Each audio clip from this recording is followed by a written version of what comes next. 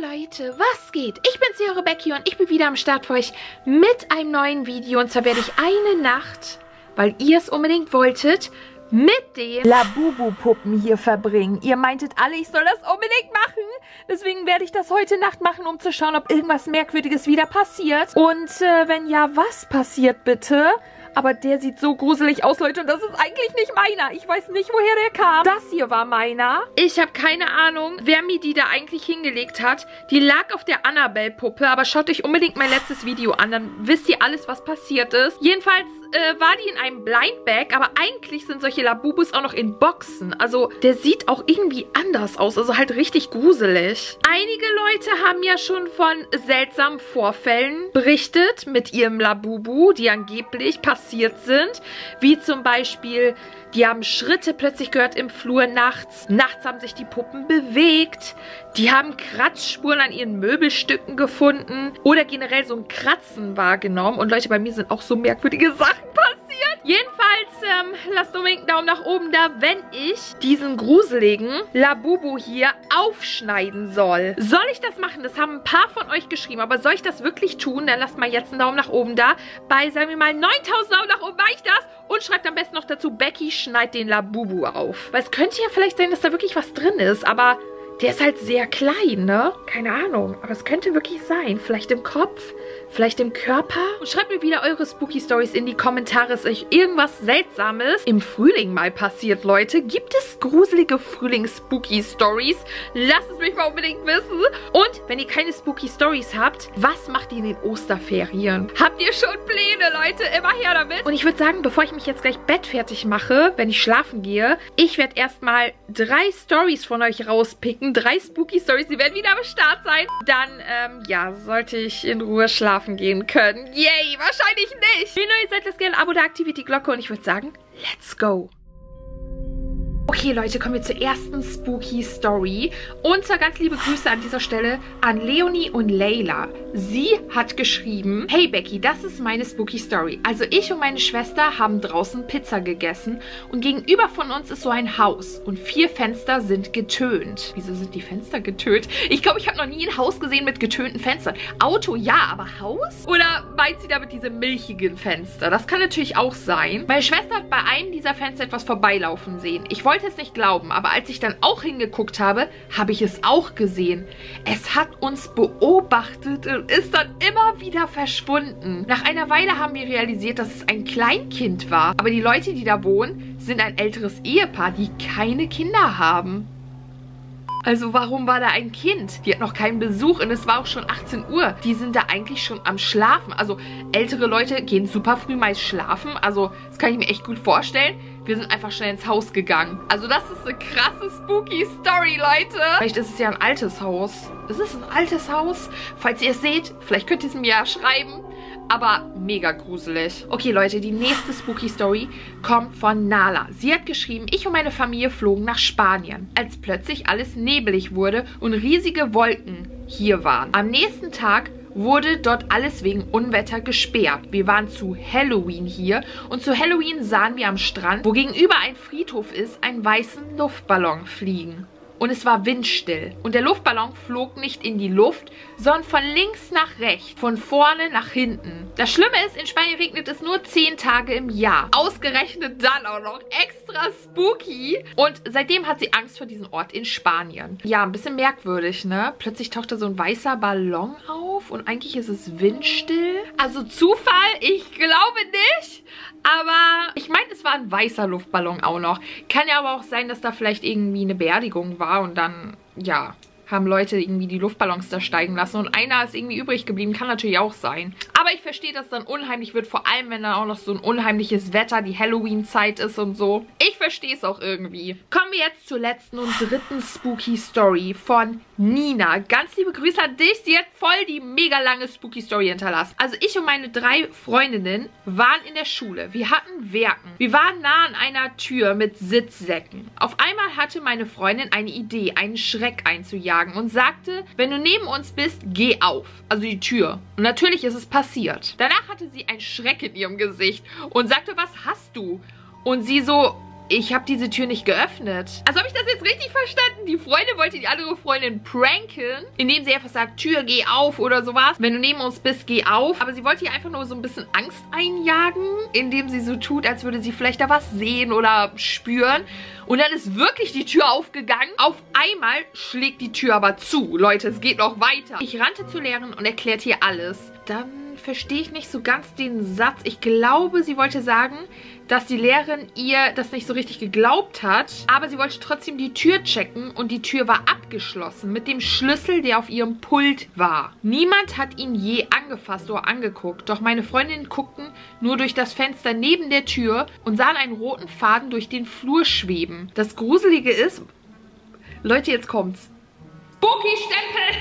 Dass wir danach eine Annabelle-Puppe in dem Rucksack der Lehrerin gesehen haben und mit dem Schlüssel in der Hand. Dann saßen wir auf unserem Platz und eine meiner Freundinnen kippte mit dem Stuhl runter und sie sagte, jemand zieht mir an den Haaren. Was ist da bitte alles in Werken passiert? Aber Leute, Werken findet ja meist im Keller statt. Auf jeden Fall, ich glaube, sie ist immer noch ein bisschen aufgeregt deswegen. Na, hoffen wir mal, dass das nicht ein Zeichen war. Ich würde sagen, ich mache mich jetzt ready und dann geht's los, Leute.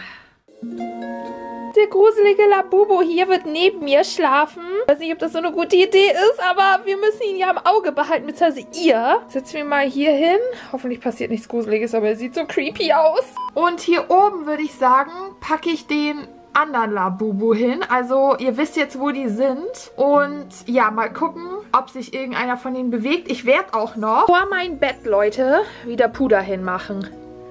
Just in case. Vielleicht sehen wir dann wieder Fußspuren oder so, falls sie irgendwie verschwinden sollten oder irgendwas. Okay, Leute, gute Nacht. Ich werde jetzt schlafen. Hoffentlich passiert nichts.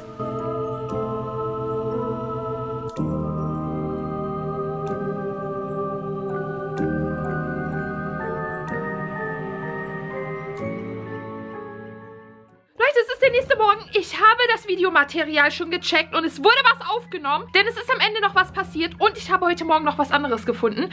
Aber dazu gleich, okay? Schaut selbst. Hier schien noch alles normal. Also dachte ich zumindest. Aber es passiert gleich noch was. Mehrere Sachen auf einmal sogar. Das ist nicht mehr normal. Diese Nacht war sowas von verflucht. Hier schlafe ich halt. Alles normal. Und jetzt achtet mal bitte auf das Kissen. Da sieht man schon etwas. Aber dann... Leute, da ist einfach mal Annabelle. Woher kommt Annabelle? Nur Annabelle ist aufgetaucht. Mein Licht hat nicht geflackert. Gar nichts. Und Leute, sie bewegt sich weiter. Oder bilde ich mir das einfach nur ein? Also man kann das doch erkennen. Oder dass sie sich bewegt. Plötzlich ist der ihr Arm. Was macht der da? Also ich weiß nicht. Die bewegt sogar ihren Kopf, Leute. Guckt selbst. Sie schaut mich an, Mann. Das ist so gruselig, Alter. Woher kommt Annabelle? Die habe ich nicht in meinem Zimmer gehabt. Und die bewegt sich dauernd hin und her. Ich weiß nicht, was es ist, aber ja. Kopf geht zu mir, Kopf geht wieder geradeaus, Kopf dreht sich wieder zu mir. Ey, das ist so gruselig, Mann. Ey, nee. Das ist so creepy. Aber Leute, es bleibt nicht nur dabei. Guckt mal bitte, was der Labubu macht. Hier. Habe ich mir das so eingebildet oder hat er auch seinen Kopf bewegt? Der hat den doch auch bewegt. Guck mal, wie er mich anschaut. Oh, bin ich blöd. Ist der nicht anders? Da, schon wieder. Noch mehr. Der hat einfach noch mehr seinen Kopf bewegt. Ey, Alter, warum guckt mich erst Annabelle an und danach passiert was Merkwürdiges mit diesem Labubu? Und ich sag's euch, Leute, der Labubu hat irgendwas mit Annabelle zu tun. Als ob irgendwie Annabelle so ihren Fluch rüberbringt oder so. Und dann... Ich weiß nicht, Leute, was soll ich mit der Annabelle-Puppe machen? Ich werde sie nicht los. Einige von euch meinten so, pack sie wieder in die Waschmaschine. Nein, Leute, ist sie nicht safe. Ich habe keine Ahnung. Er bewegt sich weiter auf jeden Fall. Sein Kopf bewegt sich sowas von. Ja, das ist gruselig, Mann. Und ich schlafe da einfach. Warum guckt dieses gruselige Monster mich an? Jedenfalls penne ich dann weiter. Da passiert erstmal nichts. Und dann, zack, ist der Kopf schon wieder anders von dem Labubu. Ich weiß nicht, was das ist. Der muss richtig verflucht sein. Ich glaube, der ist noch verfluchter als mein anderer. Hat sich ich irgendwas noch hier getan? Ich weiß es nicht.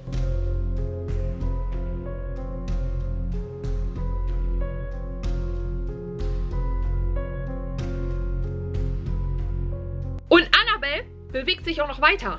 Das hört nicht auf. Sie bewegt sich weiter. Und die beobachtet mich. Ich schwöre euch, die hat ein Auge auf mich geworfen. Keine Ahnung. Aber es ist richtig gruselig.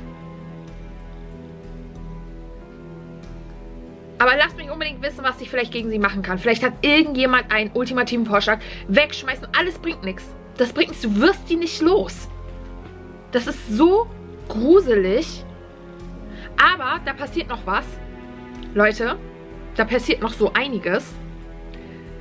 Gleich mit meinem anderen Labubu. Ich weiß nicht, wie das passieren konnte. Keine Ahnung. Hat irgendwas der andere Labubu damit zu tun oder Annabelle? Aber Leute, sie verschwindet dann wieder. Und jetzt? Die ist weg. Ich habe hinterm Kissen geguckt, sie war da nicht. Ich weiß nicht, wo sie gerade aktuell ist. Mein anderer Labubu fängt an zu leuchten. Irgendwas leuchtet da. Keine Ahnung. Also das Haus daneben, das kann eigentlich auch leuchten. Das ist es nicht.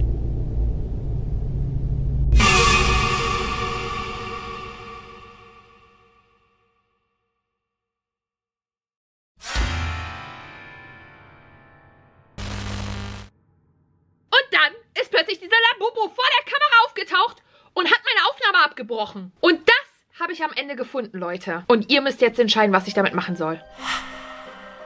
Leute, ich bin gerade wach geworden. Die Kamera war aus und guckt mal, was ich entdeckt habe. Fußspuren und ein Happy Meal mit dem Labubu. Wie kommt ihr da hin? Und ich weiß nicht, soll ich den öffnen?